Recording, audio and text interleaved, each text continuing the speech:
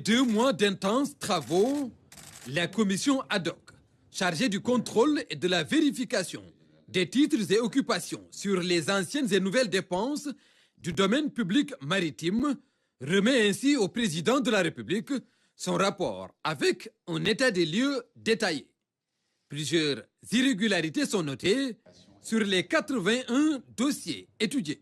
Nous avons 31 titres fonciers, 16 baux amphithéotiques, un arrêté portant autorisation d'occuper délivré par le ministre des Finances et du Budget et 33 occupations sans droit ni titre, dont 29 disposant d'une autorisation délivrée par les collectivités territoriales.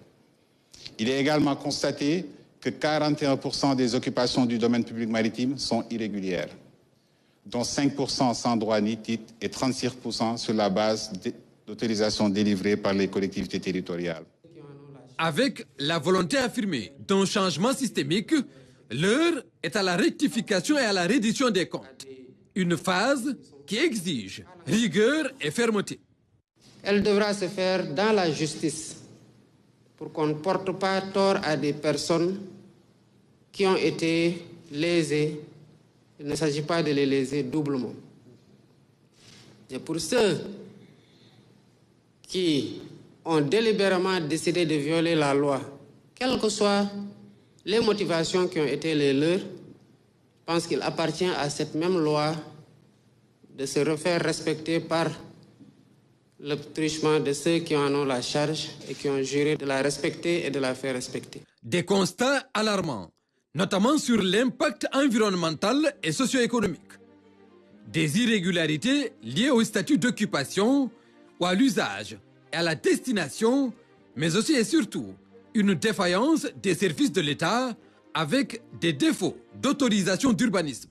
57% des dossiers présentent un défaut d'autorisation de construire, dont 4 sur des baux ou titres fonciers en règle. Il a été constaté que des sites ont été découpés en plus de 4 lots distincts sans arrêté du ministre chargé de l'urbanisme autorisant un lotissement. Il n'est pas question pour le président Bassirou Diomaye Faye d'un quelconque acharnement, mais plutôt de rétablir l'ordre sur le littoral.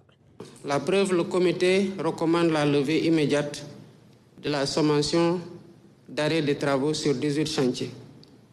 Il faut y aller le plus rapidement possible pour que ces personnes-là qui sont en conformité avec la loi puissent continuer à exécuter leurs travaux et à jouir de leurs droits de la façon la plus absolue. Des recommandations ont été formulées pour le renforcement du dispositif législatif et réglementaire et le cadre institutionnel.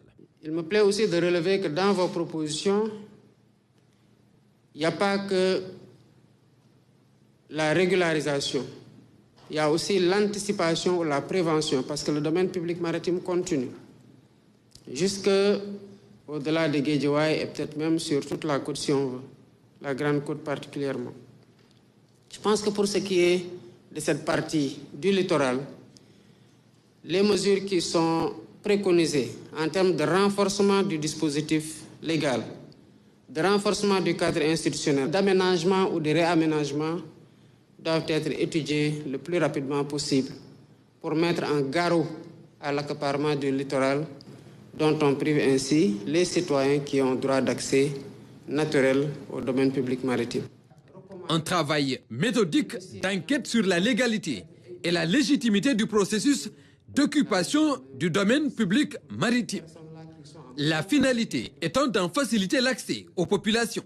Il ne s'agit pas de faire œuvre de destruction systématique, mais il est important qu'un retour à l'orthodoxie soit consacré et définitivement.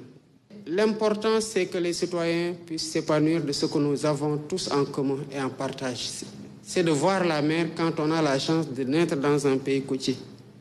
C'est de pouvoir y accéder pour mener vos activités de méditation, vos activités sportives ou même vos activités de détente. Fini donc l'accaparement du domaine public maritime avec des constructions tous azimuts. Les conclusions et recommandations vont dans le sens d'une mise en œuvre efficace et efficiente des directives présidentielles.